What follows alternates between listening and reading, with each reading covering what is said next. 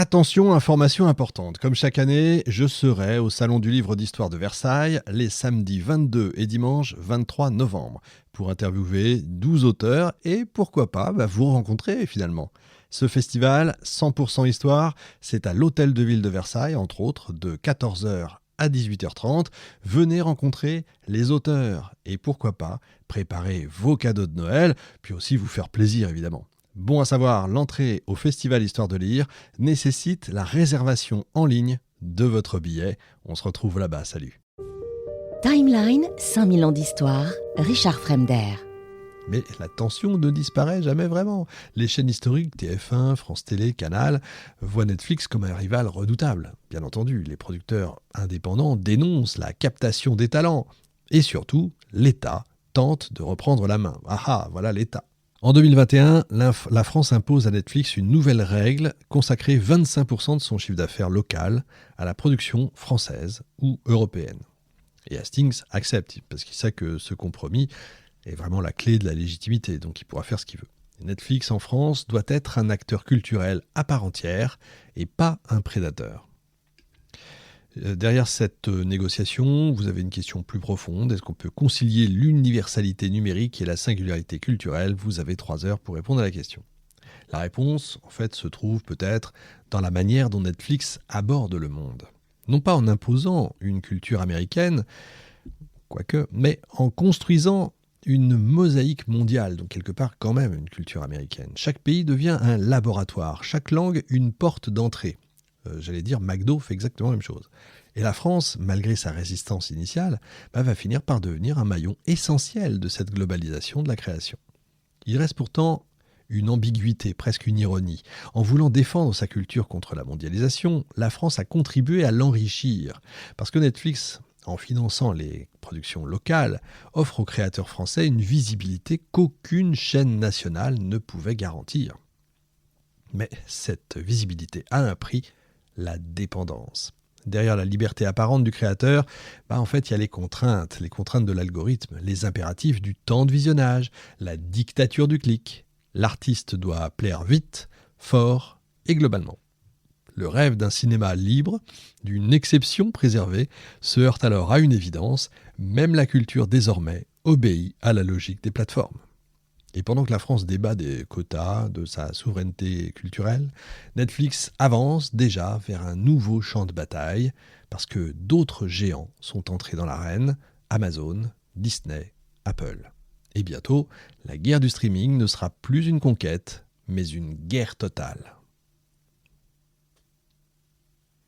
Donc pendant près d'une décennie, Netflix a régné seule. Elle a inventé un modèle, imposé un vocabulaire, conquis la planète. Elle a fait vaciller toute seule les télévisions, humilié les studios, converti des millions de spectateurs à son credo, tout de suite, partout. Mais aucune hégémonie ne dure éternellement. Et dans les couloirs de la Silicon Valley, d'autres géants observent, apprennent et sont en train de s'armer. En 2019, la situation change brutalement. Le monde du streaming, jadis tranquille, devient un véritable champ de bataille. L'âge d'or de Netflix touche à sa fin. Place à la guerre des plateformes. Le premier à entrer dans l'arène, c'est Amazon. Géant du commerce en ligne, est-ce que j'ai besoin de vous le présenter ? Déjà omniprésent dans nos vies, décide d'ajouter une corde à son arc, Prime Video. Le modèle est simple et redoutable, la vidéo n'est qu'un bonus du service d'abonnement à Amazon Prime. Autrement dit, le streaming devient un argument de fidélisation. Ce que Netflix vend comme un produit principal, Amazon l'offre comme un supplément. Et cette logique change tout. Le contenu n'est plus une fin, mais un outil d'écosystème. Jeff Bezos, fondateur d'Amazon, comprend vite que pour rivaliser avec Netflix, il faut frapper, et frapper fort. En 2018, il investit dans la série la plus chère de toute l'histoire des séries, une adaptation du Seigneur des Anneaux, $1 milliard pour une saison, un record, une véritable déclaration de guerre. Mais Amazon ne cherche pas à copier Netflix, il veut acheter en fait, lui, du prestige, s'imposer dans l'imaginaire et pas seulement sur les écrans. Là où Netflix mesure des clics, Amazon vise la gloire. Et cette différence de philosophie va être l'une des lignes de fracture du streaming mondial. Et puis vient Disney. Et alors là, tremblement de terre, évidemment. Pendant des décennies, Disney a vendu ses films et ses séries à toutes les chaînes, à toutes les plateformes. Sauf qu'en 2019, l'entreprise décide de tout reprendre en main et elle retire ses contenus de Netflix, bloque la diffusion de Star Wars, de Marvel, de Pixar et lance son propre service, Disney+. Coup de tonnerre! En quelques mois, Disney+ attire des dizaines de millions d'abonnés. Avec une seule arme, un catalogue mythique et une stratégie redoutable, le pouvoir de la nostalgie. Là où Netflix promet la découverte, Disney promet le souvenir. Des histoires qu'on connaît déjà, qu'on aime déjà, qu'on veut transmettre à ses enfants. C'est la bataille entre la nouveauté et la mémoire, entre l'algorithme et la tradition. Et Disney a un avantage immense, évidemment, il n'a pas besoin d'apprendre à produire des mythes parce qu'il les possède déjà et qu'en plus il sait déjà produire. À cette alliance des titans s'ajoute bientôt Apple avec Apple TV+. Avec son modèle plus discret, c'est vrai, qui repose là sur la qualité, l'image, le prestige. Et c'est vrai que quand vous regardez une série Apple, vous êtes étonné par la qualité extraordinaire des images. C'est pas parce que je suis un Apple maniaque, mais c'est vrai que la différence est vraiment flagrante. Des séries élégantes, minimalistes, pensées comme des objets d'art. Apple ne veut pas du volume, mais du raffinement. Elle ne cherche pas à nous occuper, mais à nous séduire. Vous voyez ? Oui, c'est ça. Au secours. Là, j'ai le téléphone qui s'est mis en marche alors qu'évidemment j'aurais dû le ranger et le mettre sur... J'ai pas fait attention. Donc, vous voyez, Apple nous écoute partout, mais ils nous écoutent tous partout. C'est une horreur. Je vais pas couper ça parce que finalement ça vient en complément de tout ce que je raconte. Apple ne cherche pas à nous occuper, mais à nous séduire dans l'univers saturé et sursaturé du streaming. C'est une stratégie de distinction. Il y en a moins, mais c'est mieux.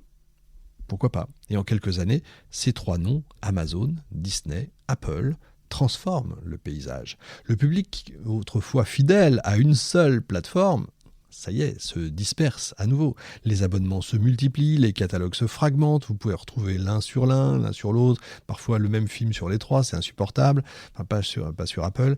Les abonnements se chevauchent et en fait ça devient n'importe quoi. Parfois on peut arriver à 100 € par mois, il faut être complètement fou. L'utopie de l'accès universel est en train de se muer en chaos du choix. Ce que Netflix avait promis, tout au même endroit, devient maintenant un mirage. Et maintenant, il faut choisir entre les géants, jongler entre les abonnements, naviguer entre les interfaces. Le confort laisse la place à la confusion. Et pour Netflix, c'est un tournant décisif. La croissance, jadis spectaculaire, commence très nettement à ralentir. Les abonnés saturent, les coûts explosent. Chaque nouveau programme doit être un succès planétaire pour justifier son budget. Les investisseurs s'impatientent, les analystes doutent, et Reed Hastings doit se réinventer. Encore. Alors il tente d'abord la diversification, le documentaire, l'animation, le stand-up, le film interactif, Bandersnatch. Et puis, il mise sur l'international, convaincu que la prochaine croissance va venir du Sud, l'Inde, l'Afrique, l'Amérique latine. Mais même là, la concurrence s'intensifie. Les gouvernements imposent des quotas, les prix des abonnements chutent, les marges s'amincissent, les gens ont moins d'argent. Et Netflix, la start-up iconoclaste, devient un empire bureaucratique. Son succès la rend lourde, vulnérable, dépendante de ses propres recettes. Et justement, la recette commence à s'user. Alors Hastings change de stratégie. Il comprend que la bataille ne se gagnera plus seulement sur les contenus, mais sur, encore une fois, la donnée. Les autres peuvent acheter des films, recruter des stars, investir des milliards, mais aucun n'a le même trésor que Netflix, des années et des années d'informations sur nos comportements. Est-ce qu'on regarde à quel moment, dans quel état d'esprit, combien de temps on reste éveillé, quelles émotions nous cherchons, etc., etc., des milliards de signaux transformés en connaissances. Et c'est là, dans cette base de données gigantesque, que réside la vraie puissance de Netflix. Parce que les algorithmes ne dorment jamais, eux. Ils apprennent, ils adaptent, ils corrigent. Et ils produisent une nouvelle forme d'intelligence culturelle, celle d'un monde où chaque clic devient une histoire potentielle. Mais cette course à la donnée soulève une inquiétude. Que devient finalement la création quand elle dépend d'un simple calcul ? Est-ce qu'on peut encore raconter une histoire libre, imprévisible, dérangeante, quand chaque intrigue doit être validée par une courbe de satisfaction ou ce qu'on appelle un taux de complétion ? On a ça aussi dans les podcasts, je vous le dis. Certains réalisateurs refusent le jeu. Martin Scorsese, Alfonso Cuarón, Jane Campion voient à la fois une opportunité et une menace. Et Netflix leur offre une liberté financière totale, mais en échange, une invisibilité inquiétante. Plus de sorties en salle, plus de rituels collectifs, plus de moments partagés. Le film devient un flux, parmi d'autres, englouti dans le grand ruban de l'infini. Timeline, 5000 ans d'histoire, Richard Fremder.